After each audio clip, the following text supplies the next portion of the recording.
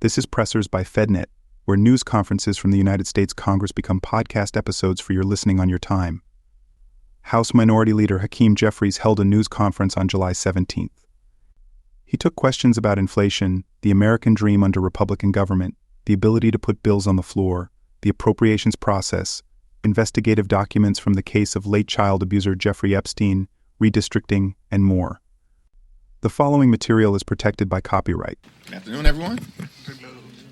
The American people desperately want an economy that is affordable for hard-working taxpayers. Donald Trump and House Republicans promised that costs would go down in the United States of America. Costs aren't going down, they're going up. They certainly have not gone down on day one, as Republicans promised the American people. Inflation is on the way up, life is getting more expensive, and Donald Trump and House Republicans are driving the economy off of a cliff. Donald Trump and House Republicans have done nothing, not a single thing, to make life more affordable for hardworking American taxpayers. The one big ugly law will do nothing to meaningfully address the cost of living crisis that we have in this country.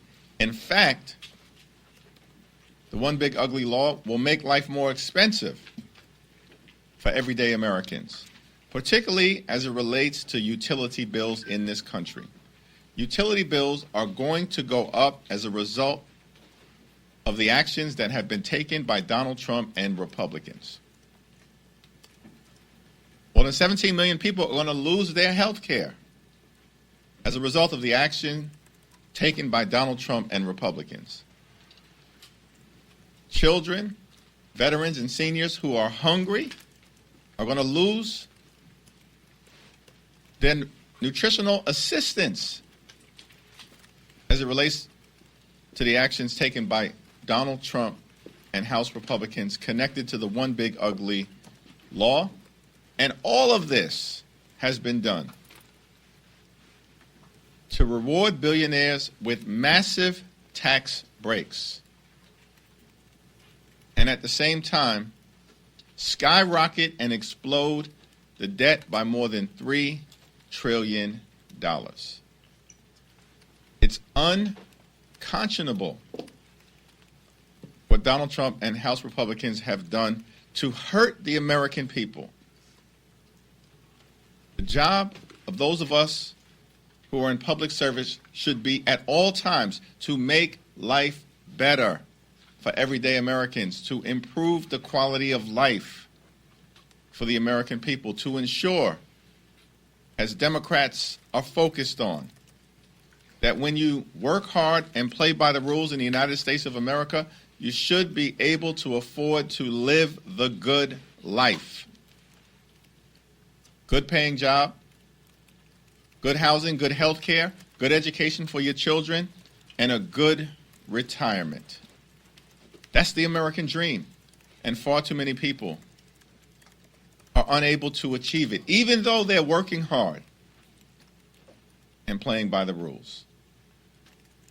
Republicans haven't made it easier to achieve the American dream. They are making it harder for everyday Americans. And that's a shame. Questions? Mr. Leader, good morning. Good afternoon, I should say. Good to see you. Do you expect any delay tactics tonight to try to stall this? You set a record with a speech just a couple of weeks ago.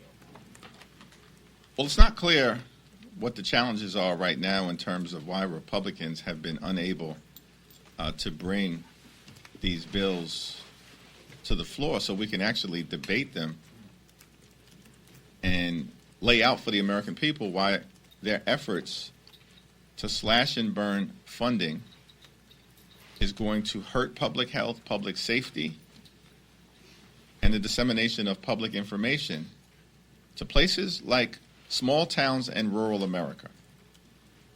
That's going to be the impact of the rescissions package. And so, as of the moment, we're just looking forward to an active and robust debate on the House floor so we can lay out for the American people why Republicans continue to take steps to hurt them as opposed to helping them. So not anticipating a magic minute like you did a couple of weeks ago? I do expect to participate in the debate, and I expect that I will speak longer than a minute. Mr. Leader, though. Thank you, Mr. Leader. I want to get your reaction to comments that OMB Director Russ Vought made at a breakfast with reporters this morning when he said that he didn't think that the appropriations process should be bipartisan going forward. Do you agree with that? What are your comments on the appropriations process if this rescissions package passes? Do you think that that hurts the spirit of bipartisanship that you try to approach these negotiations with? The Trump administration and House and Senate Republicans are trying to march America toward a painful government shutdown. That's the reality. We've known that to be the case, and now Russell Vought is saying the quiet part out loud, that the Trump administration has no interest in reaching a spending agreement in a bipartisan manner, which means, translation, they are determined to shut the government down and hurt the American people. Just to be clear, are you considering a possible speech that would be long enough to mean the deadline for passing rescissions tomorrow night could pass? I'm surprised how much attention the Magic Minute is generating at this particular point in time. Well, the fate of all this money could come to that. I think Democrats are going to continue to fight hard and do everything we can to make sure that we are pushing back aggressively against this rescissions package, which is going to hurt the American people. Speaker Johnson's reportedly considering putting a non-binding resolution on the floor calling for the release of all the files related to Jeffrey Epstein.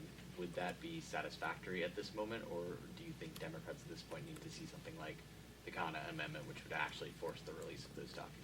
The Khanna Amendment is the most appropriate step that can be taken in order to provide the American people with the transparency they deserve in terms of this whole sordid, scandalous, and corrupt Jeffrey Epstein matter.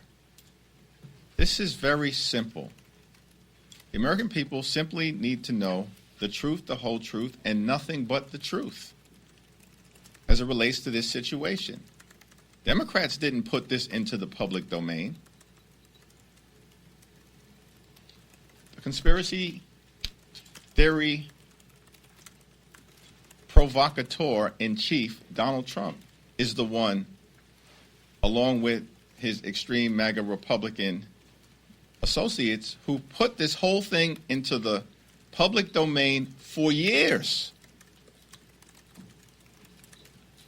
And now they are reaping what they have sown. On that same topic, do you expect all Democrats to be signing on to the discharge petition to release Epstein information? It's my understanding that the discharge petition may not even ripen until after we return from the August district work period. So let's take one step at a time. And the most important thing that can be done at this moment is for Congress to act in a bipartisan way to demand that the American people get the transparency that they deserve. What is the Trump administration hiding from the American people? That's the question that needs to be answered.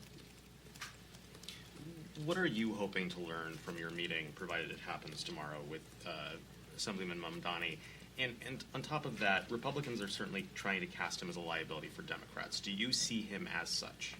We're going to have a very robust discussion in the event that we are able to proceed tomorrow, but at some point shortly thereafter, if we are not, about quality of life issues important to the people that I represent in the 8th Congressional District in New York, related to affordability, safety, and the ability to make sure that New York City remains a place that working families, middle-class folks, and all those who aspire to be part of the middle class can continue to call home. At the same period of time, I do look forward to having a conversation with our Democratic nominee about the importance of everyone being on the same page in terms of taking back control of the House of Representatives in 2026. On the issue of redistricting, you were asked a couple of days ago about whether governors in blue states should draw mid-decade lines to counter the efforts in Texas and North Carolina. You would defer to those governors. Since then, Gavin Newsom has come out pretty strongly and said he's ready to pull the trigger and do that to counter what's going on in Texas. Given that development, can you weigh in a little bit more? Do you think it's a good idea, a bad idea? Does it set a bad precedent? And are you in discussions with the governor about doing that very thing? It's all options on the table at this moment because of the existential threat that Republicans have posed to the health, safety, and economic well-being of the American people. As Democrats, we just want fair maps across the country.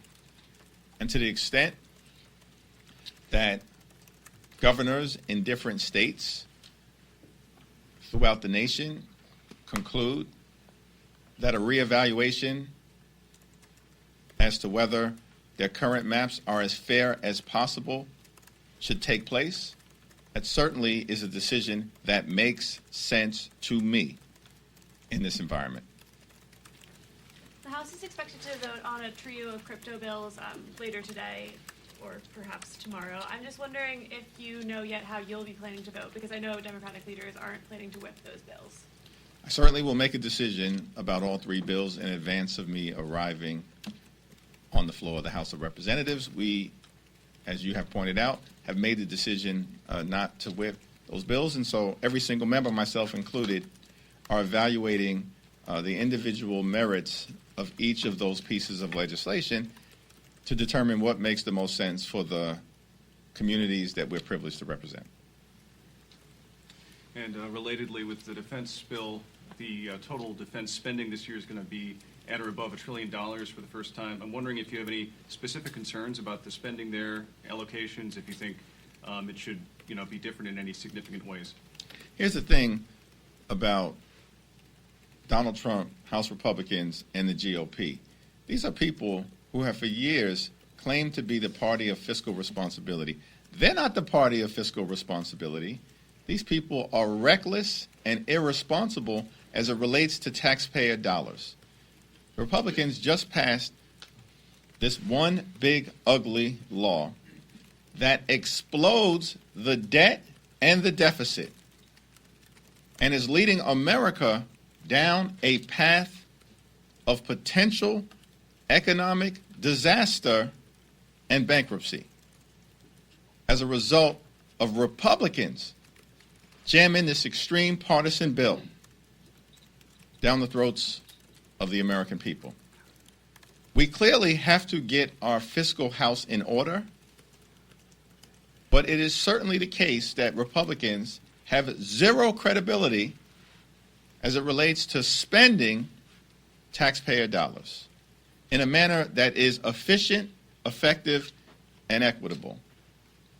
Politics, at the end of the day, is about the management of public money. And the one thing that is clear right now is that Republicans have determined to manage that money in a way that hurts everyday Americans and rewards billionaires with massive tax breaks. And they clearly are also in the business of rewarding their donors and special interests that they feel will serve their political interests, but that we know undermine the public interest. Last question. Thank you, Leader. A new report came out a couple months ago saying that Social Security funds, as well as some other entitlement programs, may be at risk of losing money sooner than expected. what do you think the Democrats' strategy should be to save those programs from solvency? Is it just simply taxing the rich, or are there other strategies that you have? Well, let me first make the observation that Social Security and Medicare are not entitlement programs. Republicans call them entitlement programs because they believe, these extremists, that they're entitled to cut them. Social Security and Medicare are earned benefits. Hardworking American taxpayers pay into those programs through the FICA tax every single working day of their lives. They've earned those benefits. They've paid into those benefits. They deserve their Social Security and Medicare benefits. By the way, in this one big ugly law, it is likely to trigger more than $500 billion in cuts to Medicare, which is extraordinary. And we know the Republicans also have put Social Security on the chopping block.